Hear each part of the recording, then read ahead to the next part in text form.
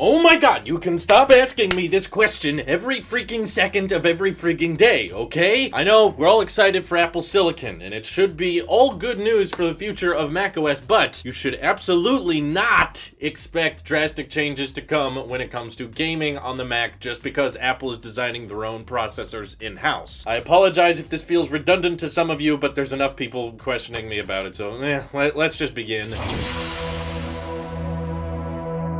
I don't know where this mentality came from. Maybe it was because of that weird Tomb Raider demo that they did at Quadruple UDC this year. It was like, hey, check it out. We're playing the Tomb Raider on a Mac Mini with an iPad CPU. And everyone was like, wow, that means everything's changing when it comes to gaming, right? Now, any Mac in the future will be capable of playing games somehow much better than before. There's more to it than that, guys, okay? It's not just a matter of Apple bad at making gaming machines, so they switched to NVIDIA. Boom, they would suddenly be good at gaming. It's not that simple, okay? In order to make an adequate gaming experience, you need work from both the hardware developer and the software developer. I see so many people in the tech space that seem to all think that it's only Apple's fault that they're not gaming machines, when in reality, it has a lot to do with how AAA game devs don't really want to optimize their games to run on Mac. In fact, there's a lot of Apple hardware that can do some decent gaming. They've got powerful graphics cards, they got decent CPUs and fast SSDs, so they're able to play games pretty well, but you don't see a huge game selection because game devs know there's not a huge number of fans or gamers that are using Mac hardware, so there's not much financial incentive for them to optimize their game to run on the Mac. Now, let me be clear, I know there are definitely some Macs out there that aren't good for gaming because they're inherently designed in a different way. The base model MacBook Air is obviously not being purchased by gamers, so when Apple built it, they prioritized something being thin and light and have durable materials and hopefully have a decent battery life. So when that's the point of the product, no, it doesn't have good graphics performance. And I'm not saying that those types of Mac machines are really good at gaming and it's just the software devs not optimizing. No, for sure. There's definitely some Apple hardware out there like the Mac Mini that's really just not meant for gaming, but I'm more alluding to things like the iMac or the iMac Pro and the Mac Pro, or even the 16-inch MacBook Pro can play some decent games. No, obviously it's not going to be a better dollar compared to whatever custom PC you guys can envision in your heads. We know they're not intentionally built for gaming, but they can do it. The reason you just don't see that much game support on there is because game devs have very little incentive to optimize their games for Apple's Metal graphics rendering, which of course is not what they optimize for when they want to put a game on the Xbox, the PlayStation, or PC. They have huge markets of gamers in the PC category, which is why they optimize their games for running on Windows, and why there's a decent number of people I've talked to out there that actually use their Macs with Boot Camp and play games with their Windows partition. It's more popular than you'd think, but all this ties back into Apple Silicon in the sense that don't expect really much to change because that fundamental issue of there simply not being a lot of gamers in the Mac community resulting in devs not optimizing their games for the Mac, none of that changes when Apple switches to their own custom in-house built processors. Yes, obviously from a performance standpoint, we should expect Apple Silicon to vastly outperform everything that's in the Macs right now, okay? I don't expect Apple to keep using AMD for the graphics cards. I think if they're going in-house, they're really going all out and going, in-house. I think they're going to be designing their own graphics processors, of course the CPUs as well, and that's going to result in better graphics performance, more power efficient CPUs, of course, but just because the performance of the Macs are getting better does not mean that a bunch of game devs are now going to all come out and be like, oh, we should start optimizing the Mac now, right? No, because the market of the Mac community hasn't really changed that much. We're getting performance gains, we're getting better graphics, but that doesn't instantly mean that game devs now need to optimize everything for the Mac because, oh, graphics are getting better, now we can do it. My point is that wasn't the holdup. The reason game devs were not optimizing things to run on Macs that often was not because the GPUs or CPUs weren't powerful enough. In fact, with high-end machines like the Mac Pro and the iMac Pro, you had plenty of power there, and if you optimize your games to support Apple's Metal, you could get great performance on it, but again, not a huge demographic for them. There's not a lot of people buying these high-end Macs and expecting to run a bunch of games on them, which is why, of course, the game devs are like,